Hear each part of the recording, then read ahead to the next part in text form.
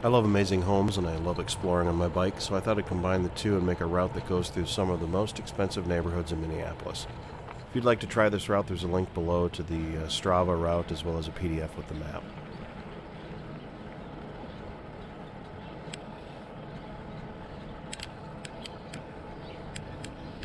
We're starting at the Sculpture Garden near downtown and climbing up Bryant and Groveland Terrace.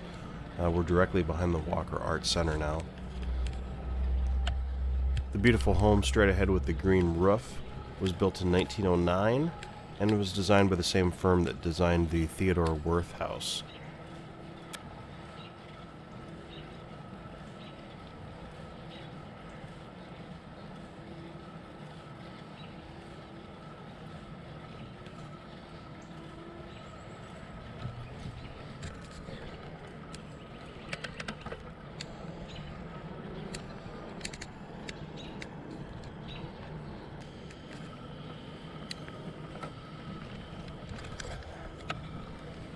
We're continuing to climb up DuPont Avenue to Mount Curve Avenue.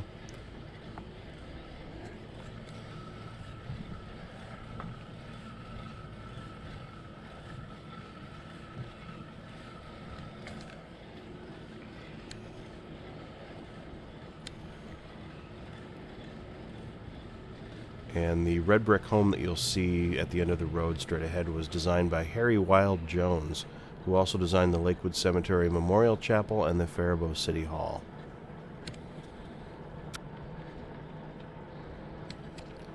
Mount Curve Avenue continues uphill to Kenwood Parkway and is one of the most expensive streets in Minneapolis. In the 5 years leading up to July 2021, there have been 18 sales for more than $1 million on the street, with an average sales price of $1.3 million. We're in the Groveland Addition subdivision of Lowry Hill, which was originally platted in 1872, and the homes we're seeing now were mostly built in the 1920s. And now we're in the Lakeview Edition, originally platted in 1875.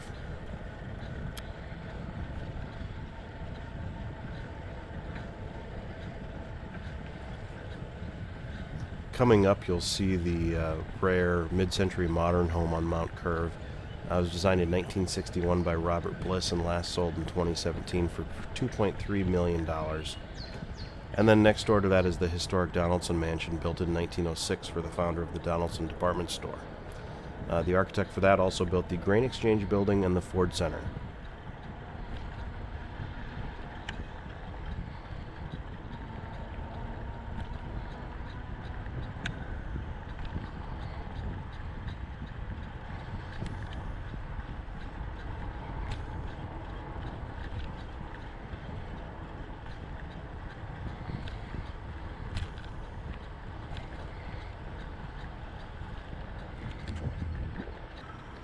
We're turning onto Kenwood Parkway now, where homes sold for an average of $1.2 million in the last 5 years, with the highest sale being $2.8 million.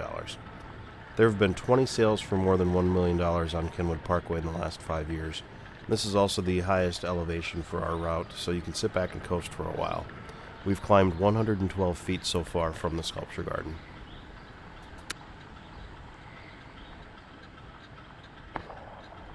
This is the Kenwood Park Water Tower. It's been out of service since 1954, but was built in 1910 and stands 110 feet tall. It was one of 3 stone water towers built in Minneapolis during the early 20th century. Sheridan Avenue breaks off to the right, and we're headed downhill now to West 21st Street.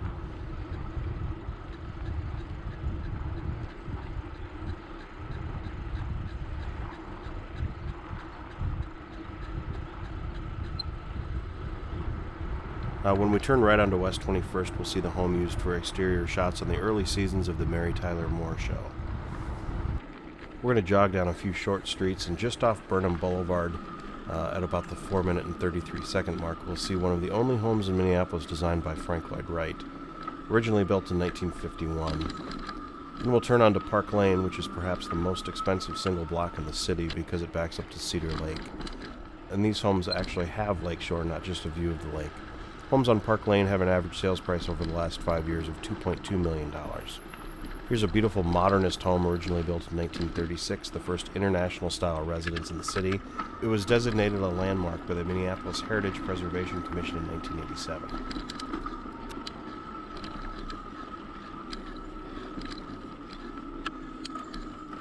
We're heading down Dean Parkway now to get over to Lake of the Isles.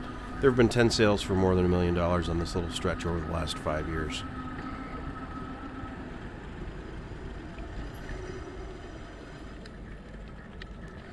Now we're going to turn left onto Lake of the Isles Parkway, and I highly recommend stopping to check out the view of downtown from this bridge, especially if you're lucky enough to catch it with the sun rising like I did here. Anyway, back to the houses. Lake of the Isles Parkway is obviously one of the best-known exclusive streets in Minneapolis. 78% of sales on this street over the last 5 years have been for more than $1 million, with an average sales price of $1.9 million. Lake of the Isles Parkway was also home to the most expensive sale in Minneapolis in 2020 at $4 million.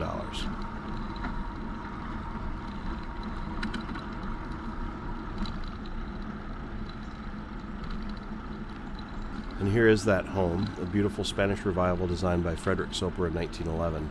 Soper was known as a prolific architect in the style, especially in Los Angeles.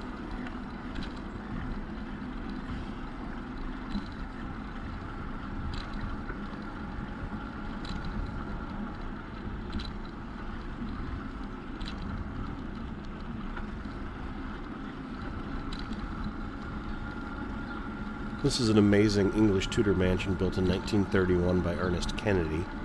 Kennedy was also the architect of the Pillsbury Mansion on Lake Minnetonka and the Gale Mansion on Stevens Avenue.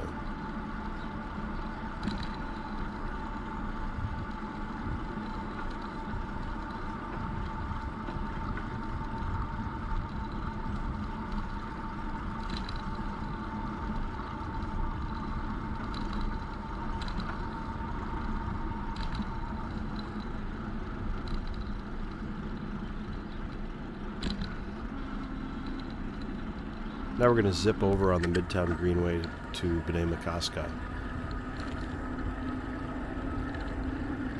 There's some beautiful high-end condo high-rises on this corner of Bde Maka Ska overlooking the lake, including the Beach Club residences and Foundry Lake Street. Now we're turning on West 36th and Abbott Avenue, tucked in behind the Minnetonka Club.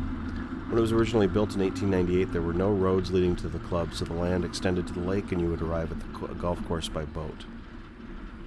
We're turning south on Abbott Avenue and entering the Linden Hills neighborhood. Here you can see some of the newer styles of homes being built in the area.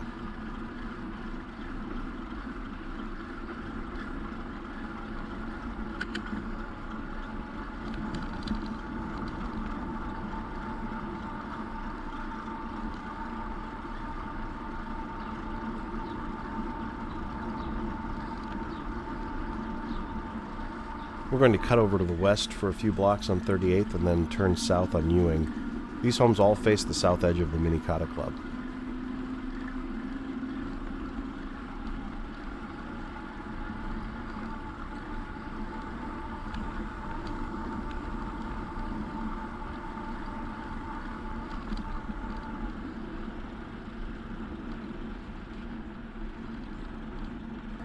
Now we're heading south on Ewing Avenue, which I think is a great example of the Linden Hills neighborhood.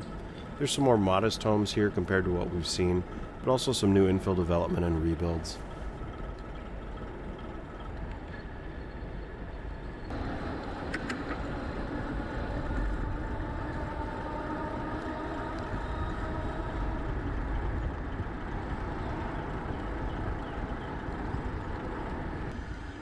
After a quick climb to Upton, we'll get a fun downhill coast to remind us why this neighborhood is called Linden Hills.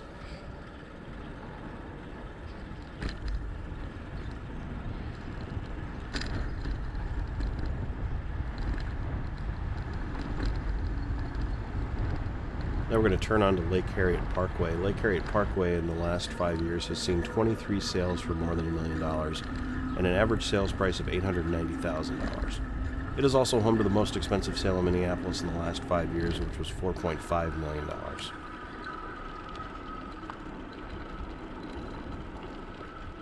This beautiful white landmark home was built in 1911 and designed by Bertrand and Chamberlain, the same firm credited with the International Market Square building and the Grand Hotel in Minneapolis.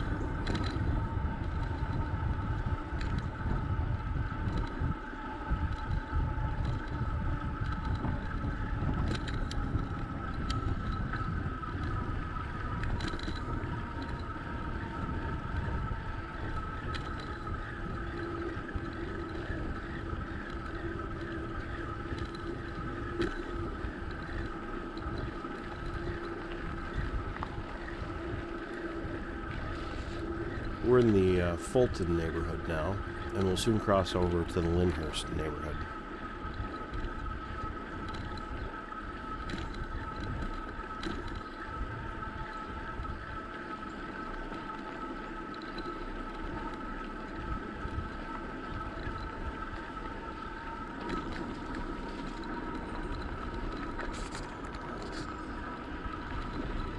Compared to earlier sections of the ride, we're seeing some newer builds now.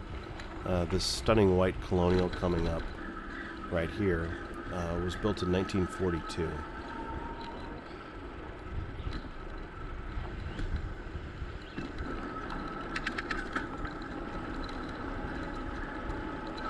Here's another colonial, this one built in 1947, and it's one of the larger lots you'll see along Lake Harriet Parkway at more than half an acre.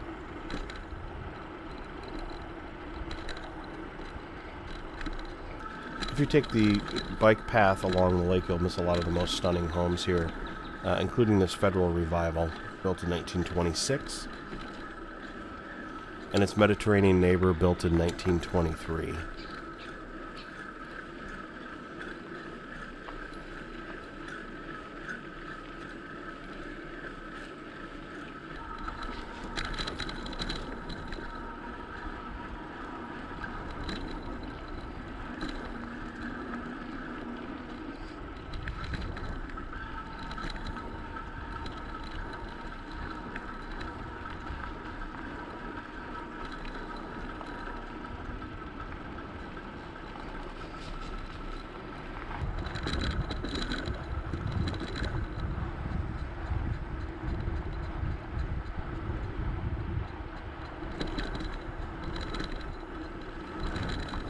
Now we're going to cut along the north shore of Lake Harriet. To our right is the Thomas Sadler Roberts Bird Sanctuary, part of Linden Park. Roberts was a professor of ornithology at the U of M and director of the university's Museum of Natural History, which is now known as the Bell Museum. After that, we'll quickly join Bde Maka Ska Parkway for a couple hundred yards and then turn right and go up the hill on West 36th.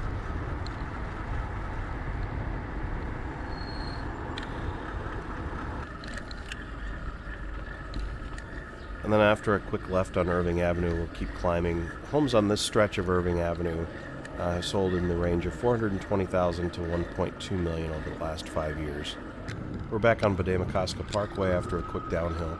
You can see some redevelopment here as well as nicely preserved original homes.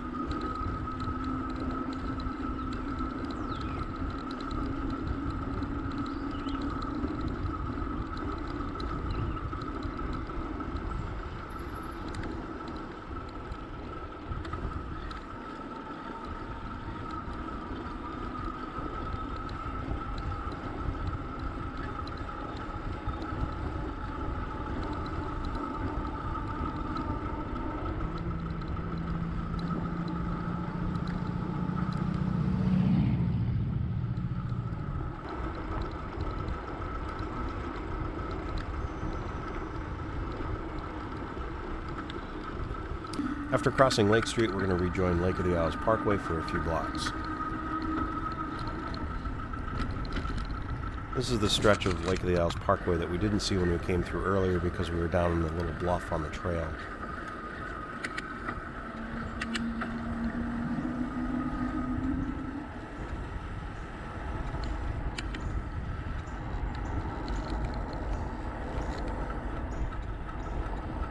We're turning east on West 28th Street now into the East Isles neighborhood, which is one of my favorites. You're close to the Wedge, walking distance to the lakes, and a 5-minute bike ride to downtown via the Midtown Greenway. Single-family homes in East Isles so far in 2021 have had an average sales price of just under $1 million, and condos here have been running an average of around $250,000, with townhouses around $400,000.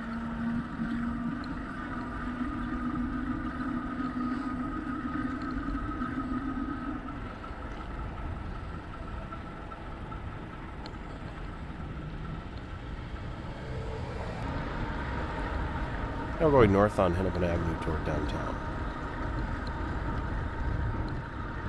There's some great bicycle infrastructure in the Wedge neighborhood, including this bike boulevard and the bridge over Lynden Avenue.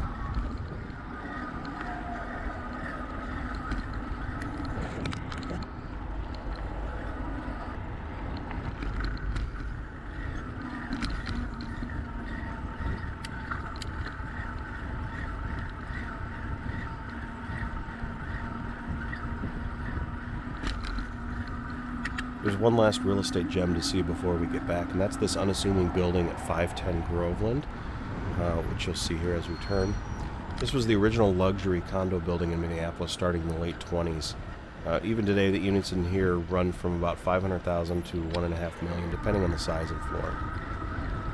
Heading back to the Sculpture Garden now to conclude this ride. I hope you've enjoyed this tour.